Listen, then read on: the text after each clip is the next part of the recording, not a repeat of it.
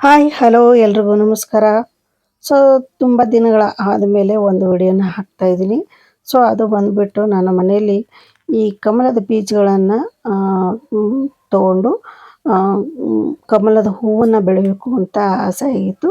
ಹೀಗಾಗಿ ನಾನು 8ನೇ ತಿಂಗಳು 24ನೇ ತಾರೀಕು ಫಸ್ಟ್ ಡೇ ಈ ರೀತಿ ಒಂದು 5 ಬೀಜಗಳನ್ನು ತೊಗೊಂಡಿದ್ದೀನಿ. ಕಮಲದ ಬೀಜಗಳನ್ನು ತೊಗೊಂಡ್ಬಿಟ್ಟು ನೋಡಿ, ಈ ರೀತಿ ಸ್ಯಾಂಡ್ ಪೇಪರ್ ಸಿಗುತ್ತೆ ನಿಮಗೆ. ಈ ರೀತಿ ಸ್ಯಾಂಡ್ ಪೇಪರ್ನ ತೊಗೊಂಡು ಉಜ್ಜಿಬಿಟ್ಟು ಹಾಕಬೇಕು. ಇದ್ರ ಒಳಗಡೆ ವೈಟ್ ಕಾಣುತ್ತೆ ನಮಗೆ. ಆ ವೈಟ್ ಬರೋ ತನಕ ನಾವು ಸ್ವಲ್ಪ ಉಜ್ಜಬೇಕು. ಈ ರೀತಿ ವೈಟ್ ಕಾಣಬೇಕು, ಅಲ್ಲಿ ತನಕ ನಾವು ಈ ರೀತಿ ಉಜ್ಜಬೇಕು. ನೋಡಿ, ಈ ರೀತಿ ವೈಟ್ ಕಾಣಬೇಕು ಒಳಗಡೆ ಇರೋದು. ಸೊ ಅಲ್ಲಿ ತನಕ ನಾವು ಇದನ್ನು ಉಜ್ಜಿ ನಾವು ನೀರಲ್ಲಿ ಹಾಕಬೇಕು. ಆವಾಗ ನಮಗೆ ಲೋಟಸ್ಸು ಚಿಗುರುತ್ತೆ. ಅಂದರೆ ಇದರಿಂದ ಗಿಡ ಸಣ್ಣದಾಗಿ ಮೊಳಕೆ ಬರ್ತಾ ಹೋಗುತ್ತೆ ಈ ಬೀಜದಿಂದ. ಸೊ ಇದಕ್ಕೋಸ್ಕರ ಒಂದು ಗ್ಲಾಸನ್ನು ತಗೊಳ್ಳಿ.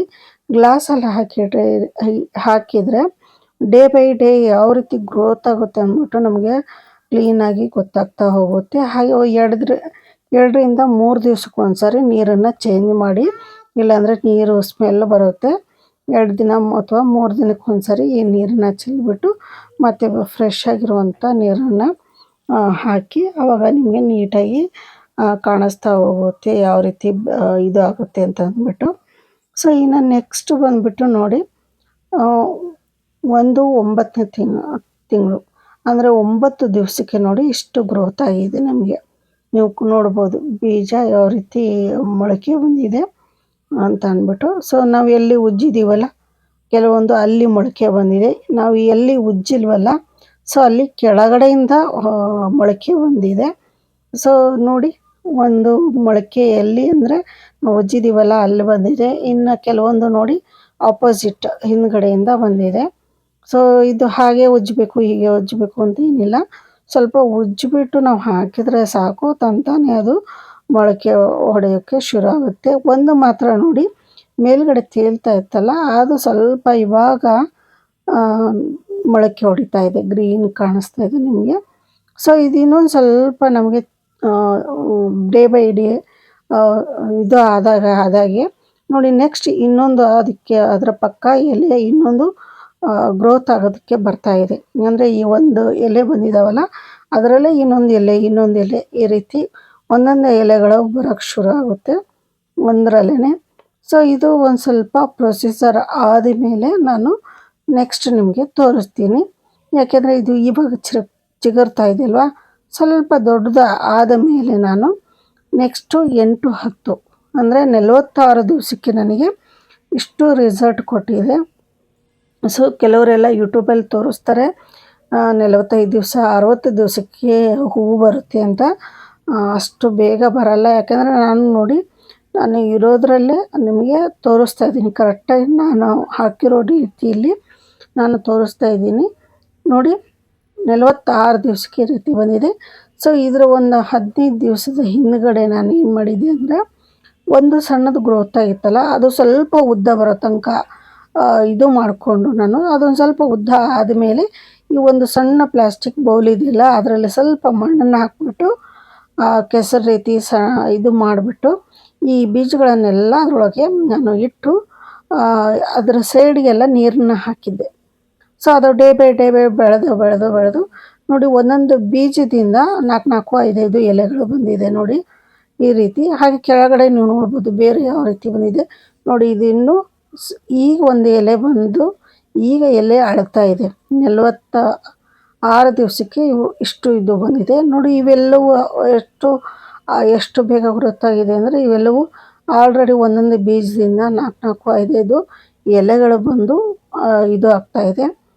ಸೊ 60 ದಿವಸಕ್ಕೆ ಹೂವು ಬರುತ್ತೆ ಅಂತ ಹೇಳ್ತಾರೆ, ಬಟ್ ಅದೆಲ್ಲ ಸುಳ್ಳು. ಕೆಲವರು ಯೂಟ್ಯೂಬಲ್ಲಿ ಅವರು ಅಂದರೆ ಮೊದಲೇ ಹಾಕಿರ್ತಾರೆ, ಸೊ ಅದು ಬಂದಿರುತ್ತಲ್ಲ ಅದನ್ನು ತೋರಿಸ್ತಾರೆ. ಬಟ್ ನಾನಿದು ಫಸ್ಟ್ ಟೈಮ್ ಇದು ಮಾಡ್ತಾ ಇರೋದು, ಟ್ರೈ ಮಾಡ್ತಾಯಿದ್ದೀನಿ. ಸೊ ನೋಡಿದ್ರೆ ನನ್ನ 46 ದಿವಸಕ್ಕೆ ಇಷ್ಟೇ ಗ್ರೋತ್ ಆಗಿದ್ದು. ಸೊ ಇದಕ್ಕೇನು ಗೊಬ್ಬರ ಹಾಕಬೇಕು ಏನು ಅಂತ ಗೊತ್ತಿಲ್ಲ ನನಗೂ ಕೂಡ. ಸೊ ನಾನು ಇರೋದ್ರಲ್ಲಿ ಮಣ್ಣು ಮತ್ತು ನೀರಲ್ಲೇ ಅಷ್ಟೇ ನಾನು ಗ್ರೋತ್ ಮಾಡ್ತಾಯಿದ್ದೀನಿ. ನೋಡ್ಬೋದು ನೀವು. ಈಗ ಇನ್ನೊಂದು ಸ್ವಲ್ಪ ಜಾಸ್ತಿ ಮಣ್ಣನ್ನು ತಗೊಂಡು ನಾನು ಚೆನ್ನಾಗಿ ಇದು ಮಾಡಿದ್ದೀನಿ. ಇದೊಂದು ನಾರ್ಮಲ್ ಮಣ್ಣು, ನಾನು ಗಿಡದ ಹತ್ರ ಇರುವಂಥ ಮಣ್ಣು. ಮತ್ತು ಹಾಗೆ ನಾವು ಗಣೇಶ ಚತುರ್ಥಿಗೆ ಗಣೇಶನ ತಂದಿರ್ತೀವಲ್ಲ, ನಾವು ಮನೆಯಲ್ಲೇ ಬಕೆಟಲ್ಲಿ ವಿಸರ್ಜನೆ ಮಾಡಿರ್ತೀವಲ್ಲ, ಅದ್ರದ್ದು ಕೂಡ ಸ್ವಲ್ಪ ಮಣ್ಣನ್ನು ಮಿಕ್ಸ್ ಮಾಡ್ಕೊಂಡಿದ್ದೀನಿ. ಅದು ಮತ್ತು ಮನೆ ಗಿಡದಲ್ಲಿ ಇರುವಂಥ ಸ್ವಲ್ಪ ಮಣ್ಣು ಎರಡನ್ನೂ ಕೂಡ ಮಿಕ್ಸ್ ಮಾಡಿ ಈ ರೀತಿ ಗಟ್ಟಿಯಾಗಿ ಇದು ಮಾಡಿಕೊಂಡು ರೆಡಿ ಮಾಡ್ಕೊಂಡಿದ್ದೀನಿ. ಇದಕ್ಕೆ ಯಾವುದೇ ರೀತಿ ಗೊಬ್ಬರ ಆಗಿರ್ಬೋದು, ಇನ್ನೊಂದಾಗಿರ್ಬೋದು, ಯಾವುದೂ ಹಾಕಿಲ್ಲ ನಾನು, ಬರೀ ಮಣ್ಣು ಅಷ್ಟೇ ಇದೆ. ಸೊ ಇದ್ರ ಮೇಲ್ಗಡೆ ಈ ರೀತಿ ಚೆನ್ನಾಗಿ ಇದನ್ನು ಮಣ್ಣೊಳಗಡೆ ಇದು ಮಾಡಿಬಿಟ್ಟು ಆಮೇಲೆ ಇದ್ರ ಮೇಲ್ಗಡೆ ನೀರು ಹಾಕಿದರೆ ಮುಗಿದೋಯ್ತು. ಸೊ ನೋಡ್ಬೋದು ನೀವು, ಡೇ ಬೈ ಡೇ ನಾನು ಇದನ್ನು ಡೈಲಿ ಗ್ರೋತ್ ಆಗೋದನ್ನು ನೋಡ್ತಾನೆ ಇದ್ದೀನಿ. ಸೊ ಕೆಲವರೆಲ್ಲ ಯೂಟ್ಯೂಬಲ್ಲಿ ಹಾಕ್ತಾರೆ, ಸುಮ್ಮನೆ ಹಾಕ್ತಾರೆ, ಬಟ್ ಅದು ಯಾವುದೂ ನಿಜ ಅಲ್ಲ. ಇದಕ್ಕೆ ಕೆಲವರು ಅಂತಾರೆ 1 ವರ್ಷ 2 ವರ್ಷ ಬೇಕು ಅಂತಾರೆ. ಗಡ್ಡೆ ಆದರೆ ಬೇಗ ಬರುತ್ತೆ ಫ್ಲವರ್ ಅಂತ ಹೇಳ್ತಾರೆ, ಬೀಜದಿಂದ ಲೇಟ್ ಆಗುತ್ತೆ ಅಂತ ಹೇಳ್ತಾರೆ. ಬಟ್ ಒಂದು ಸರಿ ಮನೇಲಿ ಟ್ರೈ ಮಾಡೋಣ ಅಂತಂದ್ಬಿಟ್ಟು ಮಾಡ್ತಾಯಿದ್ದೀನಿ. ಸೊ ನೋಡಿ, ಇದ್ರ ಮೇಲ್ಗಡೆ ನಿಧಾನಕ್ಕೆ ನಾವು ಈ ರೀತಿ ನೀರನ್ನ ಹಾಕ್ತಾ ಹೋಗಬೇಕು. ಸೊ ವಾರಕ್ಕೆ ಅಥವಾ 2 ವಾರಕ್ಕೆ ಒಂದು ಸರಿ ಇದ್ರ ಮೇಲ್ಗಡೆ ಇರುವಂಥ ನೀರನ್ನು ನಿಧಾನಕ್ಕೆ ಒಂದು ಜಗ್ಗು ಅಥವಾ ಒಂದು ಲೋಟದಿಂದ ತೆಗೆದುಬಿಟ್ಟು ಮತ್ತು ಬೇರೆ ನೀರನ್ನ, ಫ್ರೆಶ್ ನೀರನ್ನ ಹಾಕ್ತಾ ಬನ್ನಿ, ಸಾಕು. ನಾನು ಅದೇ ರೀತಿ ಮಾಡ್ತಾ ಬಂದಿದ್ದೀನಿ. ವಾರಕ್ಕೆ ಒಂದೊಂದು ಸರಿ ನನ್ನ ನೀರನ್ನ ಚೇಂಜ್ ಮಾಡ್ತಾ ಬಂದಿದ್ದೀನಿ. ಸೊ ಇವತ್ತಿನ ಈ ವಿಡಿಯೋ ಎಲ್ರಿಗೂ ಇಷ್ಟ ಆಯಿತು ಅಂತ ಅಂದ್ಕೊತೀನಿ. ಸೊ 46 ದಿವಸಕ್ಕೆ ನನ್ನ ರಿಸಲ್ಟ್ ಬಂದಿದ್ದು ಇಷ್ಟೇ. ಸೊ ಕೆಲವರೆಲ್ಲ ತೋರಿಸ್ತಾರೆ, ಅದೆಲ್ಲ ಸುಳ್ಳು. ಅವರು ಮೊದಲೇ ಬೆಳೆದಿರ್ತಾರೆ, ಅದು 6 ತಿಂಗಳಾಗಿರುತ್ತೋ ವರ್ಷಗಟ್ಟಲೆ ಆಗಿರುತ್ತೆ.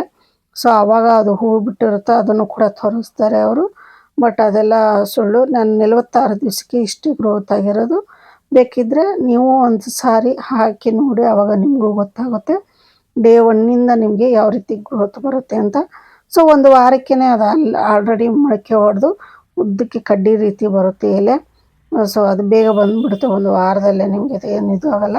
ಸೊ ನೋಡಿ, ಒಂದು ಬೀಜದಿಂದ ಒಂದು 4 ಎಲೆಗಳು ಈ ರೀತಿ 1 ಬೈ 1 ಎಲೆ ಬರ್ತಾ ಇರುತ್ತೆ. ಸೊ ನೋಡ್ಬೋದು, ಇಷ್ಟು ಸಣ್ಣ ಸಣ್ಣದಾಗಿ ಎಲೆಗಳು ಇದೆ. ಈಗ ಸದ್ಯಕ್ಕೆ ಇನ್ನೂ ದೊಡ್ಡ ದೊಡ್ಡದು ಬರುತ್ತೆ ಅಂತ ಹೇಳ್ತಾರೆ, ನೋಡಬೇಕು. ಸೊ ಈಗ ಪ್ರೆಸೆಂಟ್ ನಾನೇನು ವಿಡಿಯೋ ಹಾಕ್ತಾಯಿದ್ದಲ್ಲ, ಈ ಪ್ರೆಸೆಂಟು ಗಿಡ ಸ್ವಲ್ಪ ಎಲೆಗಳು ಬತ್ತೋಗಿದೆ, ಅಂದರೆ ಸಿಂಕ್ ಥರ ಆಗಿದೆ. ಅಂದರೆ ಈಗ ಚಳಿಗಾಲ ಅಲ್ವಾ, ಚಳಿಗಾಲಕ್ಕೆ ಅದು ಎಲೆ ಇದು ಆಗುತ್ತೆ ಅಂತ ಹೇಳ್ತಾರೆ. ಸೊ ಅದನ್ನು ಹೀಗಾಗಿ ಆ ವಿಡಿಯೋನ ನಾನು ಹಾಕಿಲ್ಲ. ಸೊ ಇದು ಲಾಸ್ಟ್ 10ನೇ ತಿಂಗಳು, ನಾನು 10ನೇ ತಿಂಗಳಿಗೆ ಇದು ತೆಗೆದಿದ್ದು. ಅಂದರೆ ಈಗ ನವಂಬರ್ದಿಂದ ಸ್ವಲ್ಪ ಎಲೆಗಳೆಲ್ಲ ಬಾಡೋಗಿದ್ದೆ ಹಾಗೆ ಇದೆ. ಸೊ ಹೀಗಾಗಿ ಅದನ್ನು ವಿಡಿಯೋನ ಹಾಕಿಲ್ಲ. ಸೊ ಸುಮಾರು ಜನ ನನ್ನ ಚಾನಲ್ನ ಸಬ್ಸ್ಕ್ರೈಬ್ ಮಾಡ್ದೇ ಸುಮಾರು ಜನ ನೋಡ್ತಿದ್ದೀರಾ. ಸೊ ದಯವಿಟ್ಟು ನನ್ನ ಚಾನಲ್ನ ಸಬ್ಸ್ಕ್ರೈಬ್ ಮಾಡ್ಕೊಳ್ಳಿ, ಹಾಗೆ ಪಕ್ಕದಲ್ಲಿರುವಂಥ ಬೆಲ್ಲೈಕನ್ನ ಪ್ರೆಸ್ ಮಾಡಿ. ಪ್ರತಿಯೊಂದು ವಿಡಿಯೋ ಹಾಕಿದ ತಕ್ಷಣ ನಿಮಗೆ ನೋಟಿಫಿಕೇಷನ್ ಬರುತ್ತೆ, ನೀವು ಬೇಗನೆ ನೋಡ್ಬೋದು. ಹಾಗೆ ನಿಮ್ಮ ಫ್ರೆಂಡ್ಸಿಗೆ ಹಾಗೆ ವಾಟ್ಸಪ್ ಗ್ರೂಪ್ಗಳಿಗೆ ಶೇರ್ ಮಾಡೋದನ್ನು ಮರಿಬೇಡಿ. ಹಾಗೆ ನನ್ನ ಯೂಟ್ಯೂಬಲ್ಲಿ ಇನ್ಸ್ಟಾಗ್ರಾಮ್ ಮತ್ತು ಫೇಸ್ಬುಕ್ಕು ಲಿಂಕನ್ನು ಕೂಡ ಕೊಟ್ಟಿರ್ತೀನಿ, ಅಲ್ಲೂ ಕೂಡ ನೀವು ಫಾಲೋ ಮಾಡ್ಬೋದು, ಎಲ್ಲ ವಿಡಿಯೋಗಳನ್ನು ಕೂಡ ನೋಡ್ಬೋದು ಅಂತ ಹೇಳ್ತಾ ಇವತ್ತಿನ ವಿಡಿಯೋನ ನಾನು ಇಲ್ಲಿಗೆ ಮುಗಿಸ್ತಾ ಇದ್ದೀನಿ. ಸೊ ಏನಾದರೂ ನಿಮ್ಮ ಅಭಿಪ್ರಾಯ ಅನಿಸಿಕೆ ಇದ್ದರೆ ಮೆಸೇಜ್ ಹಾಕಿದರೆ ನಾನು ನೆಕ್ಸ್ಟ್ ಆ ರೀತಿಯಾದಂಥ ವಿಡಿಯೋಗಳನ್ನು ಮಾಡ್ತಾಯಿದ್ದೀನಿ. ಸೊ ಇಲ್ಲಿಗೆ ಇವತ್ತಿನ ವಿಡಿಯೋನ ಮುಗಿಸ್ತಾ ಇದ್ದೀನಿ. ಎಲ್ರಿಗೂ ಇಷ್ಟ ಆಯಿತು ಅಂತ ಅಂದ್ಕೊತೀನಿ. ನಮಸ್ಕಾರ.